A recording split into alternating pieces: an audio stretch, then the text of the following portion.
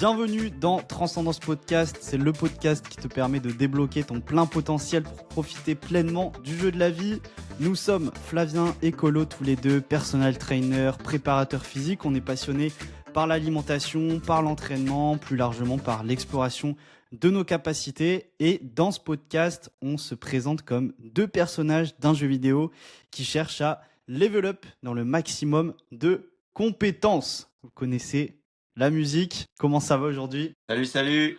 Écoute, ça va bien. Je suis en fin de préparation pour mon trail. Je sors du onsen, donc les bains japonais. Là, j'ai profité un peu du jacuzzi, sauna, bain froid. Donc bien reposé. Demain, une petite course. Et dimanche, c'est la guerre, comme on dit. Et toi, Feu à comment volonté. vas-tu ? Ouais, très bien. Retour de vacances là, donc bien reposé suite à l'Ultra Spartan Race que j'avais pu faire à Morzine. Et voilà, petit trail aussi ce week-end, mais plus pour s'éclater. Même si c'est On toujours pour s'arrête s'éclater, mais voilà, pas de gros objectifs. Ouais. C'est assez important de prendre aussi du plaisir sur des plus petites courses comme ça, sans se mettre de pression, je pense. C'est comme ça qu'on prend du plaisir à long terme. Ouais, clairement. Bah, après, même avec de la pression, on prend du plaisir, mais là, c'est vraiment pour le kiff, quoi, comme une semaine d'entraînement, quoi. Bon, parle-nous un petit peu de ton expérience sur sur ces championnats du monde de la Spartan à Morzine, du coup, qui se sont passés, si je me trompe pas, le premier week-end de juillet. Ouais, c'est ça, le 4 juillet. Alors, Franchement, parle-nous un petit peu plus de longue ton distance, ouais, du expérience. coup, que j'ai réalisé. La distance était, en tout cas, moi, à la montre, j'avais 55 km. Après, j'ai pris quelques pénalités qui rajoutent un petit peu de mètres à chaque fois et de kilomètres en Spartan Race, mais sur le papier, ouais, j'avais 55 km, à peu près 3004 de D+, plus ou moins. Il y avait quelques différences entre les participants en fonction des montres et aussi des pénalités que chaque personne avait pu prendre, voilà, autour de 55 kills, 3004 de D+. Donc plus longue distance que j'ai réalisée en courant. Là, il y avait en plus 78 obstacles, en comptant les obstacles naturels et les obstacles organisés par Spartan. Franchement, course incroyable, il y avait des passages dans l'eau, le cadre était magnifique. J'ai d'ailleurs mis une partie, le point le plus haut d'ailleurs, juste derrière moi, si vous avez la vidéo juste ici. On passait sur la pointe. Là, on était à 2000 mètres, un peu plus de 2000 mètres d'altitude. Franchement, c'était super bien. Et Franchement, j'ai adoré. J'ai mis 8h28 du coup à réaliser tout ça. Je partais pour plus longtemps. J'avais prévu même pas mal de nutrition, plus de gel et tout. Du coup, j'ai pas tout consommé, mais tant mieux. Et franchement, c'était la plus belle expérience sportive de ma vie jusqu'à présent. Franchement, incroyable. L'année prochaine, ça se passe aussi à Morzine. Ce sera aussi les championnats du monde. Donc, ça sera sympa de les refaire pareil sur ce mois de juillet 2026 du coup. tu t'es déjà inscrit pour l'année prochaine ? Non, pas inscrit, mais du coup je m'inscrirai sur cette année là, 2025. Ok. Mais les Donc inscriptions sont déjà ouvertes. le point culminant est à 2000 mètres d'altitude, tu disais, c'est Ouais, ça c'est ou ça. C'est ça tout à fait. Ouais, il me semble que c'est 2019 mètres, un truc comme ça. Ouais. Tu montes ? Ah, c'est pas extrêmement haut pour une course Non, qui c'est se pas passe dans extrêmement haut, ouais. Ouais, bah tu pars du village de Morzine. Je sais pas combien de mètres il est. Du coup, on monte pas mal en gros le profil d'altitude, donc on attaque direct par du dénivelé positif, pas mal de côtes, on monte jusqu'au point, jusqu'à 2000 mètres. Voilà, il y a quelques variations, hein, quelques petites descentes, quelques recotes. Et du coup, quand on revient au village, parce qu'on revient au village au 32e kilomètre à peu près, on a déjà fait environ 2000 mètres de dénivelé positif.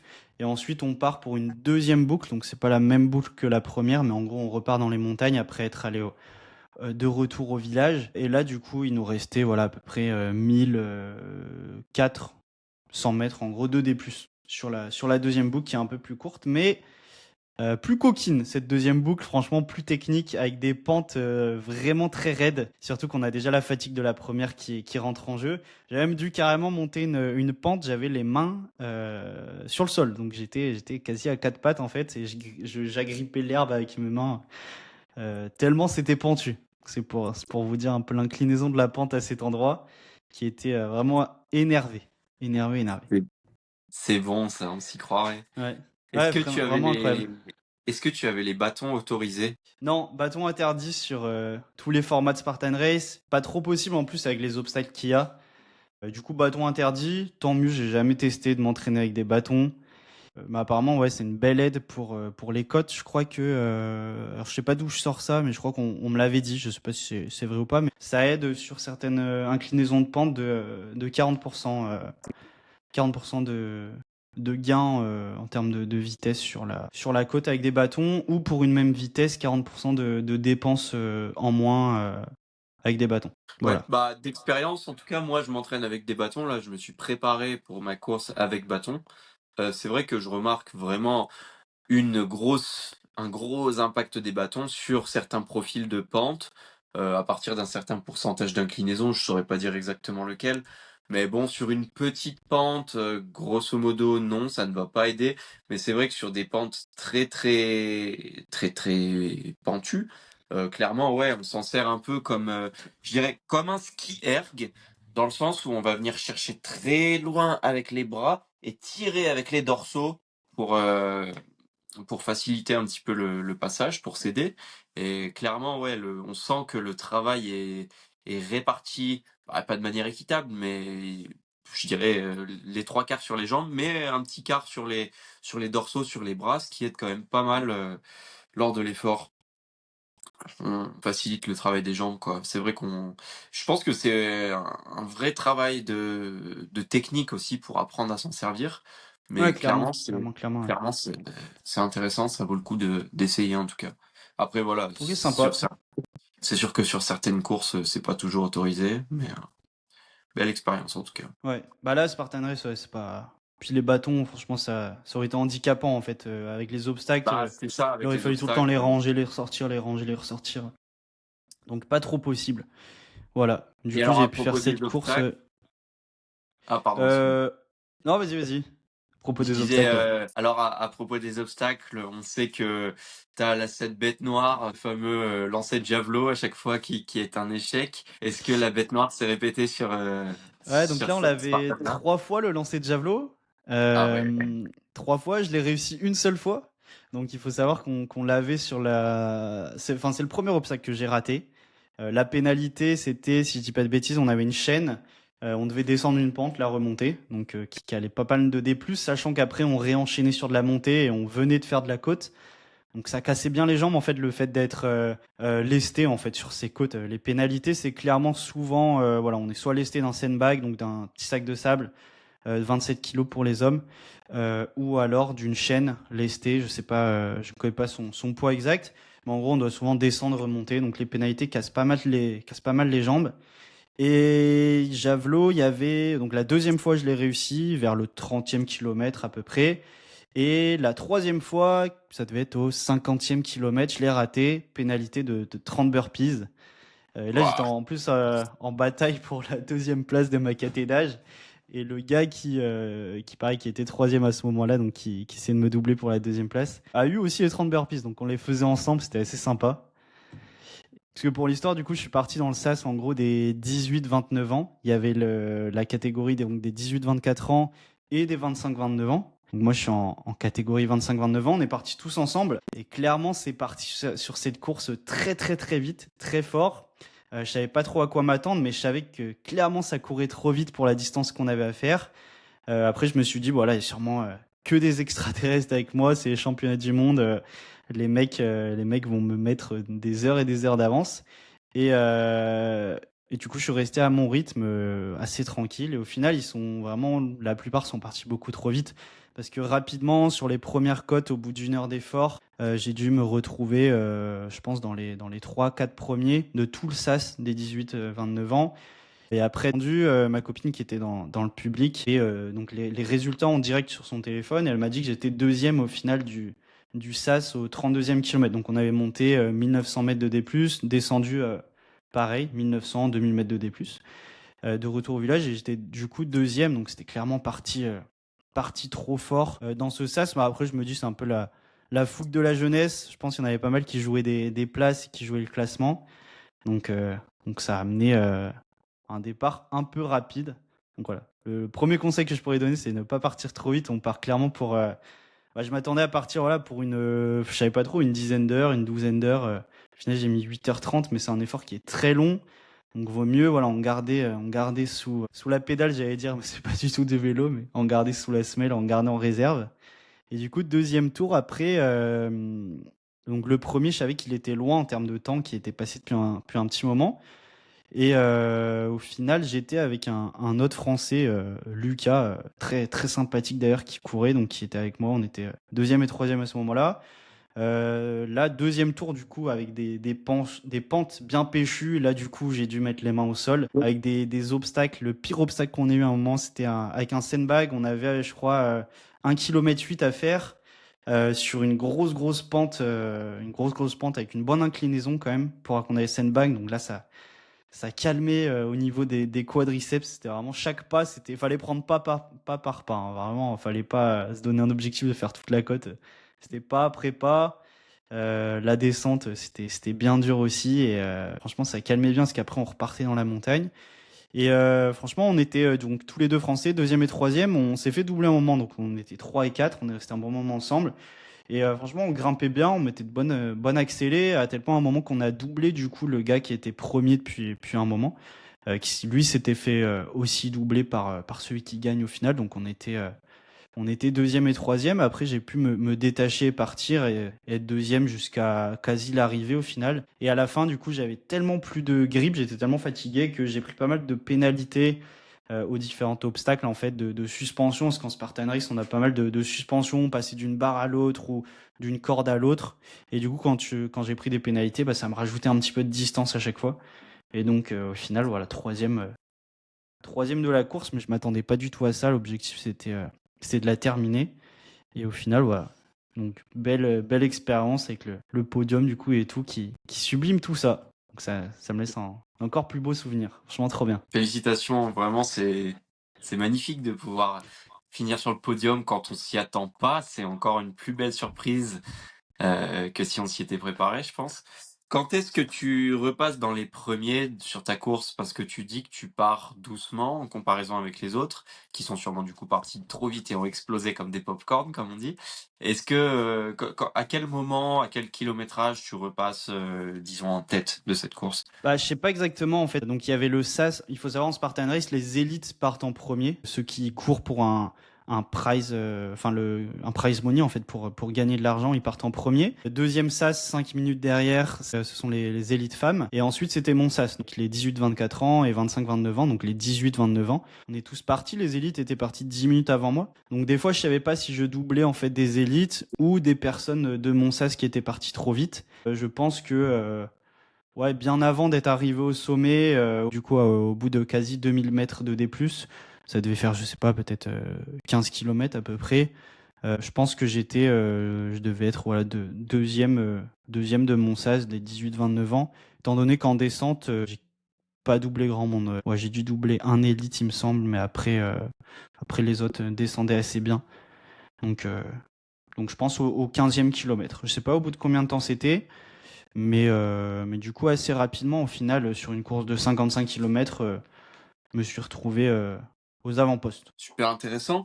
Et les athlètes avec lesquels tu concourais, les fameux athlètes qui ont explosé très rapidement, tu penses que c'était des gens qui avaient déjà fait des Spartans, qui étaient préparés à ce type d'effort, qui connaissaient un petit peu leur physiologie par rapport à ce type de course? Oui, du coup, j'ai pu discuter avec pas mal de certains gars. Même en courant, je discutais voilà, rapidement. Hein, c'est pas une grande conversation, mais j'ai pu discuter avec un gars qui était parti vraiment très fort parce que je le trouvais vachement essoufflé. Pour voir qu'on était voilà, qu'à 1 heure d'effort, je me disais, putain, il met un sacré niveau d'intensité. S'il maintient ça, c'est vraiment fort. Et au final, bon, il a explosé.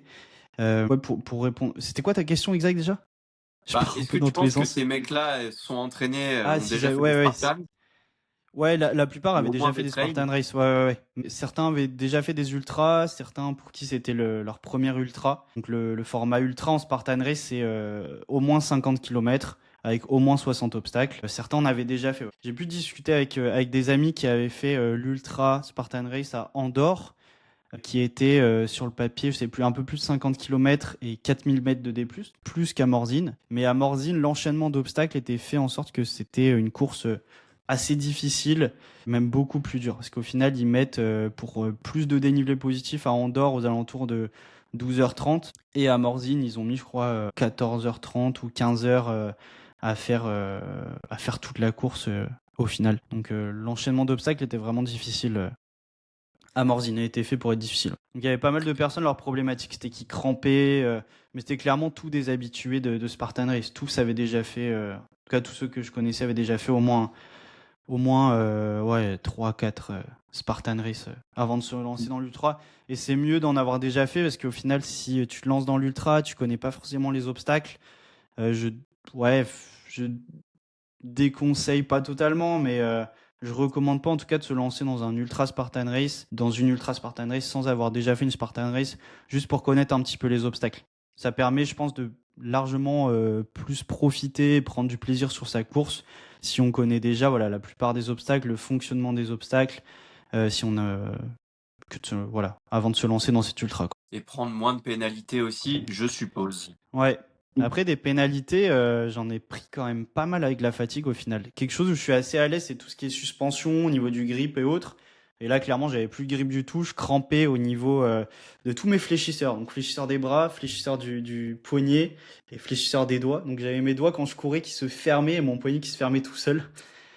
Tellement j'étais tétanisé des avant-bras. Donc ça a joué, ce qui a joué, c'est la durée de l'épreuve. Hein. 8h30, j'avais déjà jamais fait autant. C'est surtout à la fin que j'ai été gêné au bout de 7 heures à peu près d'effort. Et clairement, c'était très dur. Hein. Je pouvais quasi plus attraper une barre ou me suspendre.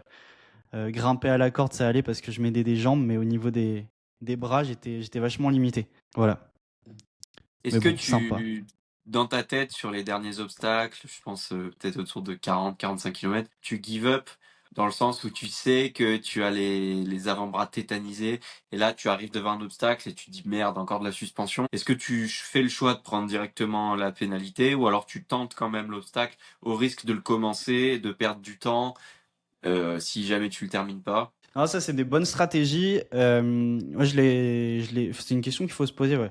Non, je les tente tout le temps, les obstacles. Et il y a certains obstacles qu'il faut forcément tenter. On peut pas aller à la pénalité directement. Par exemple, au grimper de corde en Spartan Race, t'es obligé au moins d'essayer ou de montrer voilà, que t'essaies avant d'aller à la pénalité. Donc, même si t'es pas capable de grimper à la corde, en tout cas sur les catégories élite et age group, donc tout ce qui est compétition, t'es obligé de tenter l'obstacle, montrer que tu le tentes avant d'aller à la pénalité. Et clairement, je les ai tentés à chaque fois. J'ai échoué vraiment juste à la fin, parce que sur toutes les suspensions, il faut taper une cloche. Vraiment, je me ratais presque juste au moment de toucher la cloche. J'avais mon grip qui lâchait et je tombais du coup. Mais du coup, je l'ai tenté clairement à chaque fois, ouais, tous les obstacles. Après, c'est une bonne Ok. stratégie ce que tu dis, parce que j'avais fait une course aussi dans la neige, donc à Valmorel, et un dimanche matin, donc de cette année, tous les obstacles étaient gelés. Donc clairement, il y avait pas mal de personnes qui prenaient la stratégie de même pas tenter l'obstacle, même pas aller s'épuiser dessus, passer directement en fait à la pénalité. Ça leur permettait au final de gagner du temps parce que très peu de personnes réussissaient l'obstacle.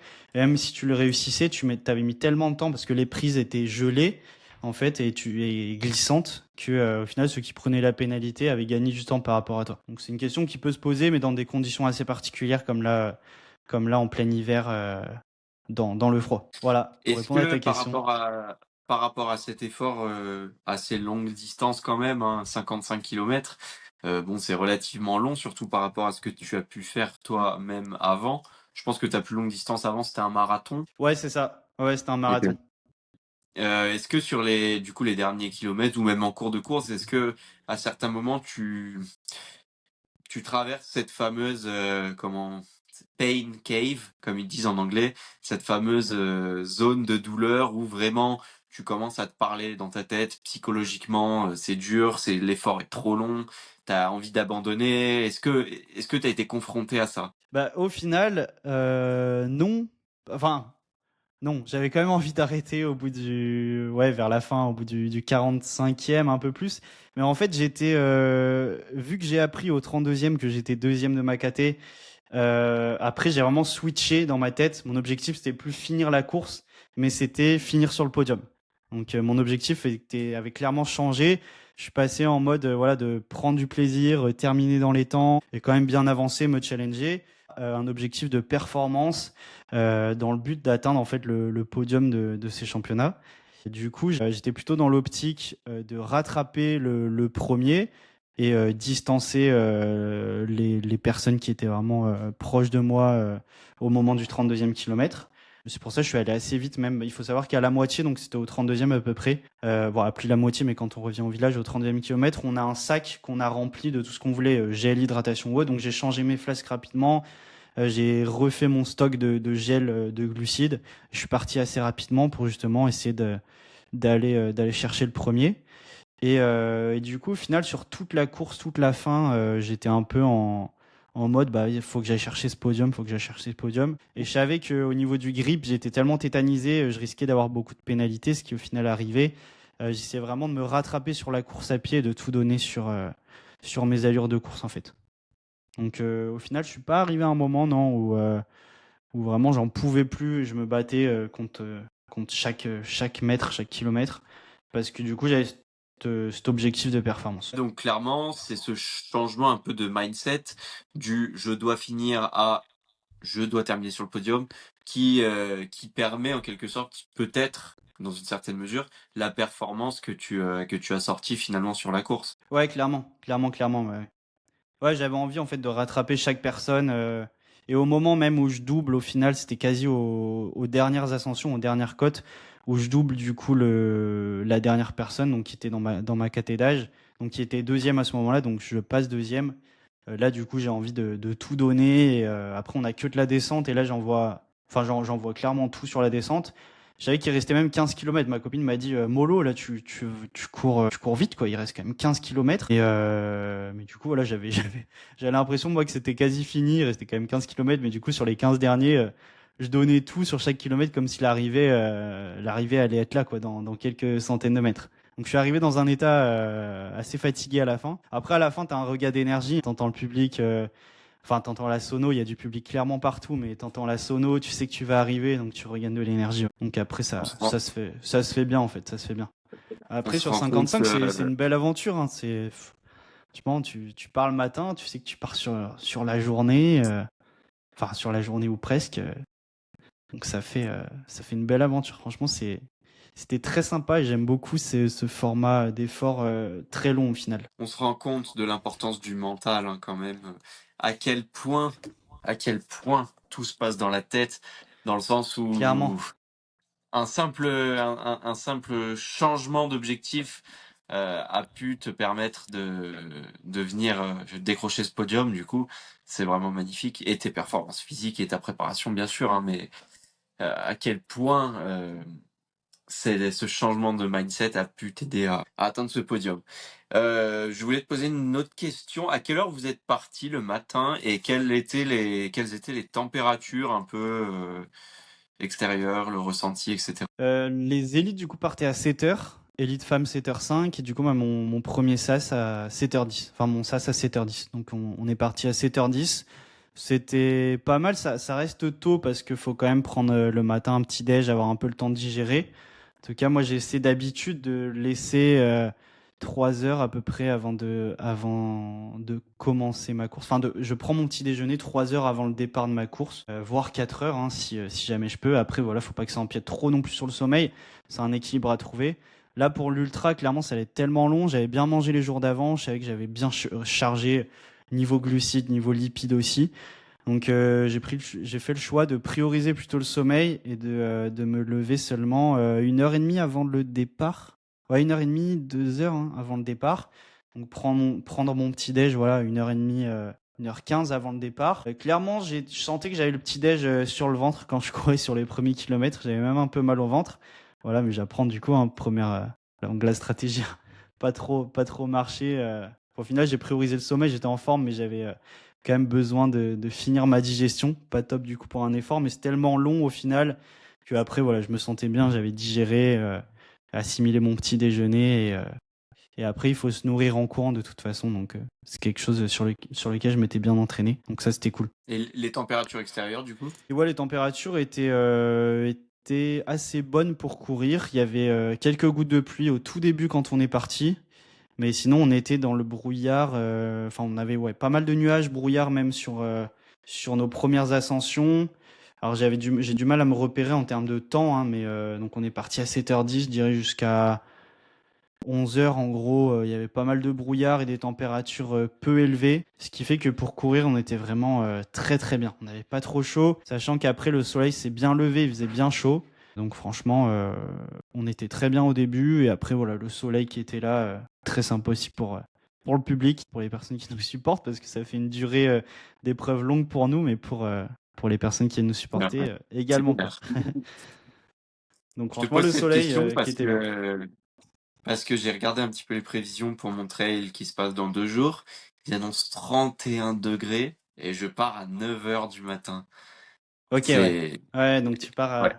pas très Je tôt. sais, ouais, Bah, d'un point de vue ouais, physiologique, on sait que quand la température augmente, déjà on transpire plus, on ouais, le évacue ressenti plus, de l'effort est beaucoup plus ouais, élevé. plus d'eau et on a du coup notre fréquence cardiaque qui est Je plus vois. élevée pour une même intensité d'effort. Donc des fois, quand il fait extrêmement chaud, il faut revoir à la baisse un petit peu nos vitesses de course ou autre. Après, en trail, on n'a pas forcément de vitesse prévue hein, par rapport à du plat, si tu devais faire un marathon sur plat ou un semi-marathon ou un 10 km. Mais du coup, des fois, il faut revoir un petit peu à la baisse nos allures et toujours se fier au final à notre ressenti. Hein. Là, À notre j'imagine, ressenti, pour ta durée d'effort, là, ton trail qui est assez gros, tu auras un gilet avec de l'hydratation et tout. bien Donc sûr, ouais. franchement, bien se forcer à boire. En tout cas, c'est ce que j'ai fait aussi sur ma course. Je me forçais vraiment à boire. On avait beaucoup de ravitaux. Ça dépend des courses, mais là, en Spartan Race, il y avait vraiment beaucoup de ravitaux. C'était vraiment top là-dessus. On avait 10 ou 11 ravitaillements. Donc franchement, sur 8h30 d'effort, mais même pour la personne qui mettait au final 14h, 15 heures d'effort, il y avait largement de quoi s'hydrater. J'avais 1 litre sur moi, c'était le minimum, et c'était obligatoire d'avoir au moins 1 litre de capacité pour prendre voilà, de l'eau. Et franchement, c'était top là-dessus. J'ai pu bien T'es m'hydrater à chaque fois avec mes flasques, les remplir à chaque fois. Et t'es ça allait bien. parti, t'es parti qu'avec un seul litre? Je suis parti qu'avec 1 litre, ouais. Ouais, j'ai fait Ah le choix ouais. d'avoir qu'1 litre parce qu'il y avait beaucoup de ravitaillement. Ouais. Ok. Et Et ouais, les ravitaillements, tu as reçu le plan de la course en amont et oui, tu as changé ta stratégie lorsque tu as reçu ce plan. j'ai pas changé ma stratégie, non. J'hésite. En fait, j'avais vraiment prévu d'1 litre. S'il y avait moins de ravitaillement, voilà, ça dépend combien, mais je pense que je serais resté avec 1 litre. Je me serais peut-être moins hydraté. Après, ça dépend. Hein. S'ils avaient prévu 2 ravitaillements, j'aurais pris 2 litres d'eau sur moi. Mais là, j'avais 1 litre, vu qu'il y a beaucoup d'obstacles de suspension, beaucoup de dénivelé, bah, ça fait du poids à transporter en plus. Donc 1 litre, je trouvais que c'était déjà pas mal. Ça me permettait de bien m'hydrater. Et je refaisais le plein d'eau complet à chaque ravitaillement. J'essayais voilà, de boire mon litre à chaque fois. Et j'avais en plus sur moi un petit gobelet rétractable. Donc à chaque ravitaillement, je faisais remplir mes flasques d'eau, plus mon gobelet que je buvais en fait sur les quelques mètres où je quittais le ravitaillement. Ça me faisait voilà, pas directement entamer mes flasques. Mais franchement, c'est le minimum du coup qu'il fallait 1 litre. Mais ouais, je me suis retrouvé un moment un peu en rate d'eau quand il faisait chaud vers la fin. Je buvais très vite mon eau. Pourtant, je m'étais bien hydraté tout le long, mais du coup, fallait clairement pas moins d'eau et pas moins d'hydratation. Ok. Voilà. Parce que je te pose la question parce que du coup, au vu des températures, moi, ça me fait un peu peur, surtout que je transpire énormément. J'ai tendance à cramper assez rapidement, enfin assez rapidement. Au bout de 25-30 km, généralement, je commence à cramper beaucoup dans les quadriceps. Donc je sais que là, sous chaleur en plus, je vais perdre encore plus de minéraux, de sodium. Donc c'est, ouais, ça commence à me faire un peu flipper. Après voilà, je sais que je suis prêt, je me suis déjà entraîné sous chaleur, mais peut-être 26, 28 degrés, mais jamais 31. Donc voilà, ça me fait un peu peur, mais on va Ouais, survivre. c'est un beau challenge. Hein. Après, l'entraînement sous chaleur a plein de bénéfices. Sauf que je pense que tu vas aussi utiliser des électrolytes. Perso, donc j'avais un électrolyte enfin un électrolyte partagé dans mes flasques, plus de la boisson isotonique qui était composée en fait de glucides et d'électrolytes. Donc quand je suis parti, j'avais 1 litre d'eau rempli au final électrolytes plus glucides et caféine aussi. Et du coup, à la moitié, quand je peux changer mes flasques, du coup, j'ai repris des flasques qui étaient composées de la même chose, donc glucides, électrolytes et caféine. Et du coup, voilà, au niveau des électrolytes qui maximisent l'hydratation. Je sais pas si toi t'en utilises quand tu cours, mais en tout Ouais, cas, si, quand il si. fait chaud, c'est d'autant plus important, ouais, c'est pas mal. Et Et après, est-ce que tu du coup, sais combien de ravitaillement t'auras sur ton je sais trail? pas justement, je sais pas. J'ai reçu les plans, mais comme tout est marqué en japonais, je comprends rien. J'ai Eh essayé oui, de toi, traduire. t'as cette problématique, ouais. Ouais, j'ai essayé de traduire le PDF, mais la traduction ne parle pas du nombre de ravitaillements. Donc demain, je me rends sur ma course. De toute façon, il y a une réunion la veille. Donc je pense que je saurai demain, j'espère. Mais c'est vrai que bon, je m'attends à ce qu'il y ait au moins trois, quatre ravitaillements. En tout cas, moi, je me suis entraîné en amont sur des courses où j'ai tendance à faire des ravitaillements. Donc je cours beaucoup en montagne. Donc c'est souvent que je me fixe comme point de repère un refuge ou un café qui est un peu sur les hauteurs où je vais pouvoir m'arrêter, boire un jus de fruits, manger un truc. Mais c'est vrai que si du coup sur ma course j'ai pas ces ravitaillements là, ça va être très très problématique. Donc ouais, j'espère au moins 3 ou 4 ravitaillements sur 37 km, c'est le minimum, je pense. Ouais, bah faut le savoir, hein. Il y a des trails qui prônent un petit peu le fait d'être en autonomie et de gérer un peu son hydratation et autres. Donc certains, il y a quasi pas de ravitaillement. Je sais que ça se fait. Après, t'en sauras plus au briefing. Clairement, s'il y a pas de, supposons, voilà, le pire, qu'il n'y ait pas de ravitaillement, il va falloir une bonne quantité d'eau avec toi. Ouais, Je sais pas si je suis t'as allé- plusieurs flasques ou autre, mais franchement, c'est ouais, pas si, mal. si, je Et suis ce que allé- tu peux regarder aussi, c'est si le public a droit de te donner quelque chose, de te donner de l'eau, par exemple, ou autre. Voilà, si tu peux prendre des ravitaux auprès du public. Ouais, ok, Ok, mais c'est dans intéressant de certaines demander. courses, c'est interdit. Par exemple, dans la Spartan Race, là, c'était interdit. Bah, étant donné voilà, que c'était championnat du monde, il fallait que ce soit équitable entre chaque personne, donc on pouvait pas se ravitailler en dehors des ravitaillements. Et mais sur certaines courses, c'est autorisé de prendre des ravitaux auprès du public directement.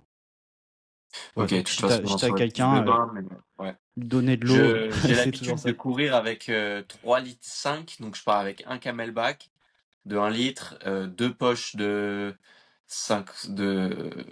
0,5 litres et une petite de 0,25, donc ça fait absolument pas 3 litres 5, ça fait 3 litres, ça fait 2 litres 25.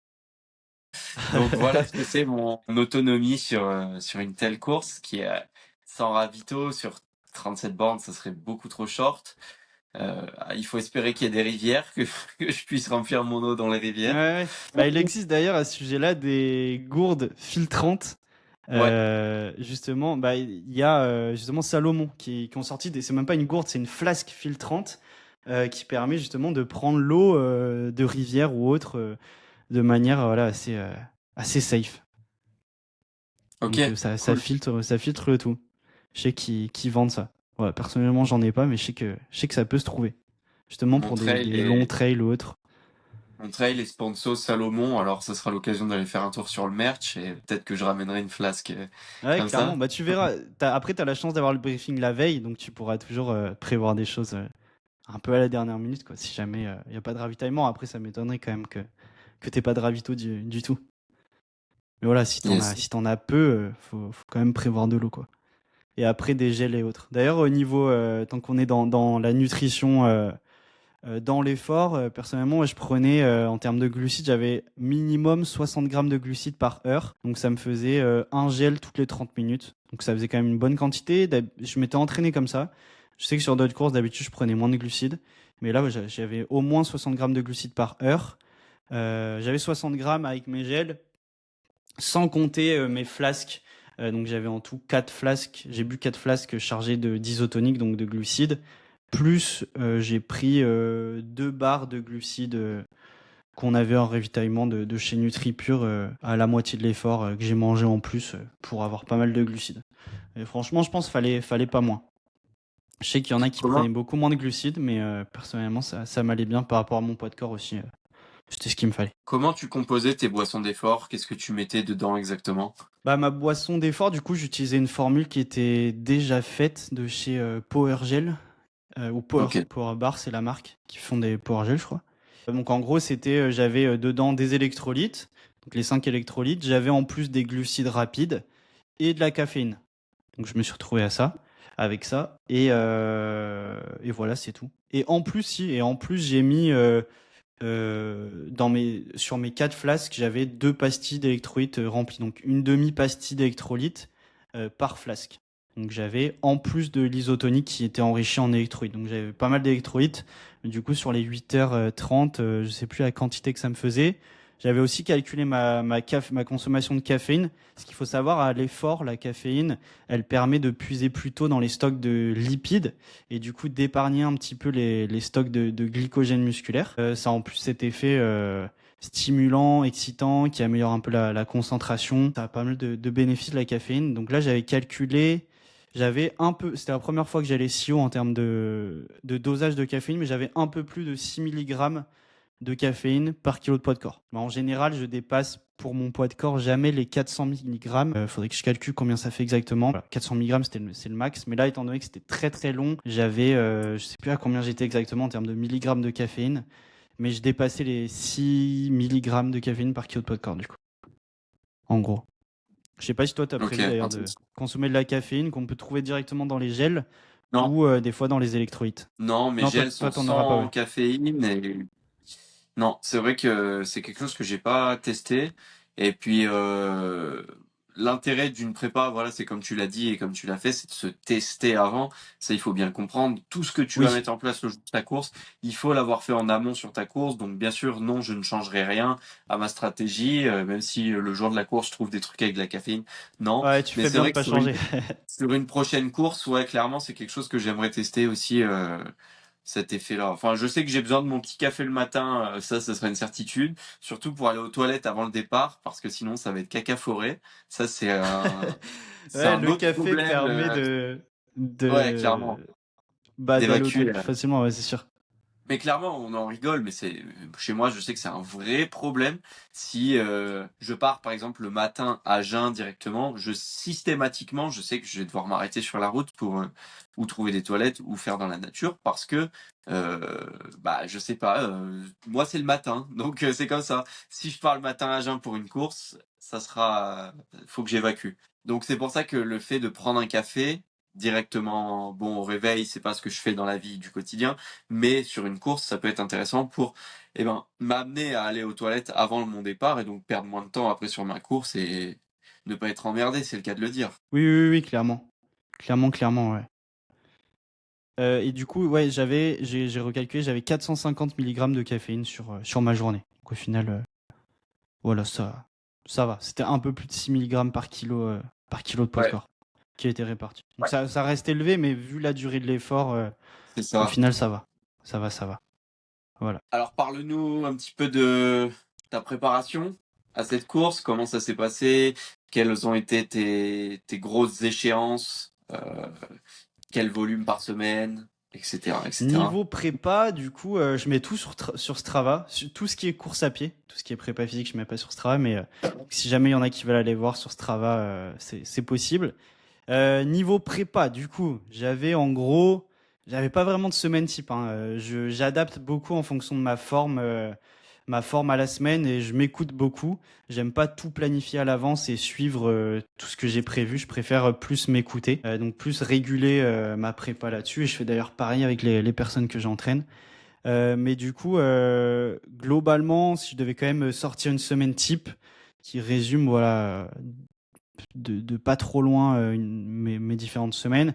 J'avais une sortie longue, un footing, j'avais une séance d'intensité et cette séance d'intensité était parfois sur des intensités, des intermittents plutôt courts ou des intermittents plutôt longs. Donc des fois j'étais plutôt en zone 5, des fois en zone 4 pour ceux qui connaissent les différentes zones d'intensité. Et j'avais en plus une autre sortie longue, un peu moins longue. Après voilà, c'était assez flexible. J'avais à peu près voilà 4 sorties par semaine, en gros entre 3 et 5 sorties de course à pied par semaine. Et il faut savoir que des fois je faisais plusieurs courses dans la même journée. Donc la distance j'avais fait donc la distance ouais, de 50 km avec un peu plus de 3000 de D+.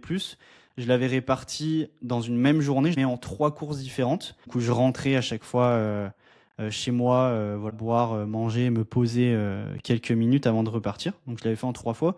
Et je l'avais fait également en 2 fois. Voilà, en gros. Et j'avais par rapport à mes autres prépas, donc quand je dis que je faisais des sorties longues en basse intensité, c'était de la très basse intensité et des sorties du coup beaucoup plus longues que mes sorties longues habituelles. J'allais pas faire des 15 km quand je partais, des fois c'était C'était pendant 5 heures, 5h30, j'allais courir, ouais, des fois plus. Mais c'était de la très basse intensité et ça me créait pas trop d'impact au final, parce que bah, j'étais pas sur des niveaux d'intensité élevés du tout. Donc voilà Ok, pour la course. intéressant. Pour le reste, niveau blessure ou autre, j'étais vraiment nickel, zéro douleur nulle part. Niveau prépa sur les obstacles, j'en ai pas du tout fait, hormis que j'ai de la chance d'avoir à ma salle des boules d'Atlas. Donc j'ai pu voilà, juste me rassurer au niveau des boules d'Atlas et les soulever quelques fois. Au final, on l'a eu qu'une fois sur la Spartan Race, mais bon, au final, voilà, je savais que c'était un obstacle que j'allais bien réussir. Sinon, voilà, un petit peu de suspension ou autre. Au niveau des portées ou autre, j'en ai pas du tout fait. Donc porter des sacs lourds, porter des chaînes lourdes ou autre, c'est pas quelque chose que j'ai fait.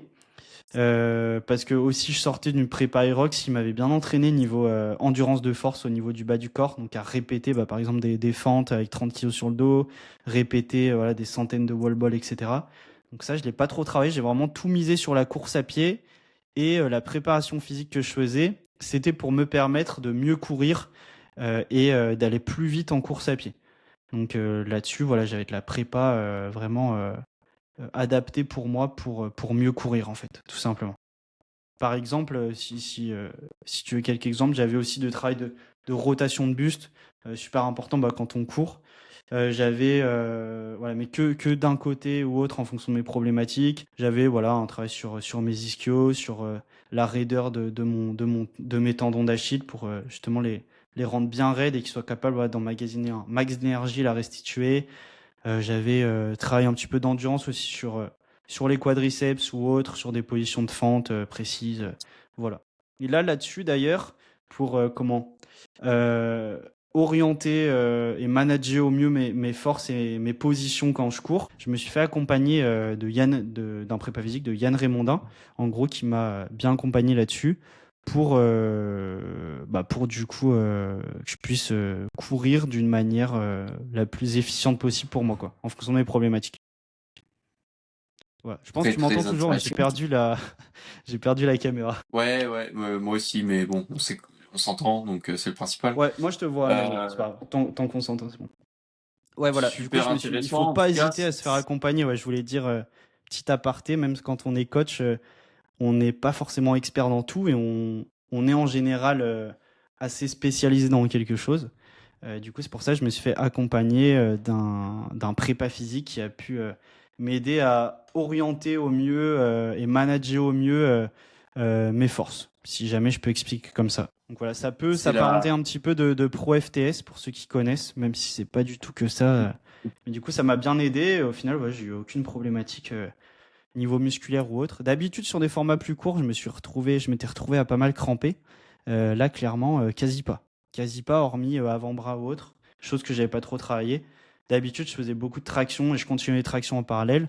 Là, j'avais complètement arrêté toute la muscu haut du corps, hein, hormis un petit peu de suspension, mais bon, c'est pas vraiment de la muscu. Et vraiment pour toute mon énergie et tout mon temps, le mettre sur de la course à pied, de la prépa course à pied, quoi. C'est la Voilà, en gros. mentalité du Shoshin. Tu t'es remis au niveau du débutant pour mieux progresser sur ton activité. C'est une belle mentalité. Ouais, clairement. Et c'est ouais, ce que tu dis, c'est super intéressant d'apprendre à, même en étant coach, accepter de se faire accompagner, accepter de se dire ouais, je débute un peu dans un nouveau sport, bien que voilà, toi comme moi, on a déjà plusieurs années d'expérience en course à pied, mais on reste à notre petit niveau quand même débutant. Peut-être plus maintenant pour toi après une troisième place à la Spartan Race de Morzine, on peut pas dire ça.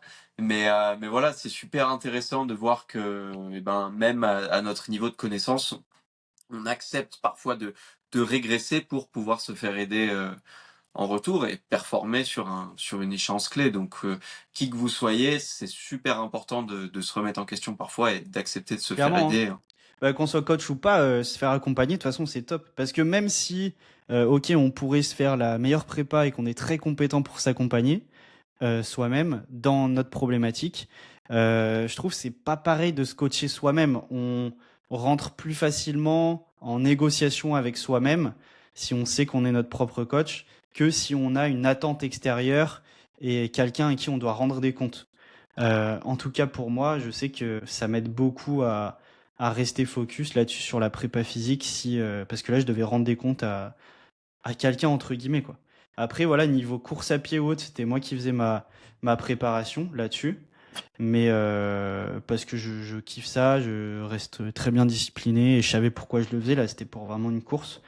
Mais en tout cas, ouais, ça m'aidait bien à faire voilà, mes séances de prépa physique, mes séances de mobilité sur des problématiques précises bah, pour moi-même et pour aussi respecter le travail de la personne qui avait pris le temps de m'analyser et pris le temps de me créer du coup de me créer des séances quoi. Voilà. Bah, c'est un respect toujours envers soi-même, envers le coach quoi, quand on est coaché. Puis je pense qu'on a tendance à trop vite tomber dans le subjectif lorsqu'on se coach soi-même, peut-être à trop se détourner des séances qui étaient initialement prévues, alors que comme tu l'as dit, voilà, le fait de devoir rendre des comptes à quelqu'un, ben ça te force à rester sur le plan tel qu'il était fait, ou en tout cas sur les instructions de l'autre coach. Et je pense que ça c'est super important dans une préparation, de s'en tenir au plan ou à ce qui doit être fait à un instant T. Ouais, clairement. Bah là, en plus, quand on se prépare pour un truc spécifique, on a souvent nos séances précises. D'habitude, voilà, j'aime beaucoup faire des séances avec des potes. J'en ai quand même fait beaucoup hein, en termes en trail et tout. Et j'avais la chance d'avoir des potes bah, qui soit préparent une belle course aussi assez similaire en termes de distance, soit qui voulaient bien m'accompagner sur certaines séances, par exemple des sorties longues ou autres. Je trouve, voilà, c'est sympa de les faire seul, mais c'est vachement sympa aussi de les faire avec d'autres personnes. Il y a des jours où on n'est pas motivé du tout pour y aller, mettre ses baskets et aller courir, mais quand on sait que voilà, on a un pote qui va venir avec nous ou autre, je trouve que c'est pas du tout la même. C'est pas du tout la même. Donc franchement C'est là-dessus, beau ça, d'avoir ça des joue potes dans pas le même mal. esprit, Ouais, ouais, clairement. c'est vraiment sympa de pouvoir coopérer et Ouais, puis c'est le partage d'une aventure à plusieurs. Enfin, ça me fait bah c'est rêver. ça. Sans, J'aimerais beaucoup pouvoir sans, courir avec mes sans potes aussi. pote, sans pote qui court, c'est sûr je serais moins bon et je prendrais moins de plaisir à courir. Parce que là, voilà, je sais que j'ai des potes. Et aussi, voilà, ce que j'utilisais des fois quand j'étais tout seul, quand je devais faire par exemple 3 sorties la même journée, je changeais d'endroit. Donc ça me faisait beaucoup de routes. Par exemple, je suis sur Clermont. On en avait déjà parlé dans un Ouais. épisode précédent quand j'avais fait cette sortie en 3 fois dans la même journée. Bah, c'est sorti du coup. Et du coup, j'avais fait première sortie, voilà, 3 fois le Puy-de-Dôme pour avoir pas mal de D+. Bon, ça se répète, voilà, 3 fois le même chemin et tout. Mais bon, il fallait que je trouve du dénivelé quelque part. Et après, j'étais parti dans le Sancy. C'était la première sortie course que je faisais là-bas. Donc franchement, j'étais hyper enjoué de découvrir de nouveaux chemins, de nouveaux sentiers. Et ça m'a bien fait kiffer. Et le soir, la dernière sortie, je l'avais faite avec des potes.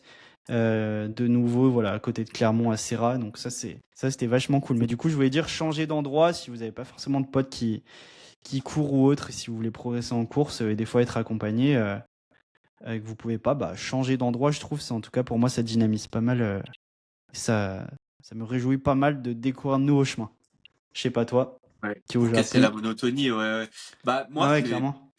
c'est plutôt l'inverse, je dirais, dans le sens où je suis plus performant sur un sentier que je connais et je vais plus me pousser que sur un sentier que je connais pas. J'ai toujours, je sais pas, une espèce d'appréhension avant de partir sur une sortie et je vais moins me pousser. Par exemple, dans une côte, je sais que je vais avoir tendance à switcher de la course vers marcher beaucoup plus vite que sur une côte que je connais, où là, j'essaie de me fixer de mini-objectifs. Je me dis, OK, je sais à quel moment ça devient vraiment très dur et quasi impossible de courir. Je me dis, tu vas jusqu'à ce point-là, tu te forces, et après, tu sais que tu vas marcher. Alors que voilà, sur un sentier que je connais pas, ben, j'ai tendance à me dire ça plus rapidement, en fait.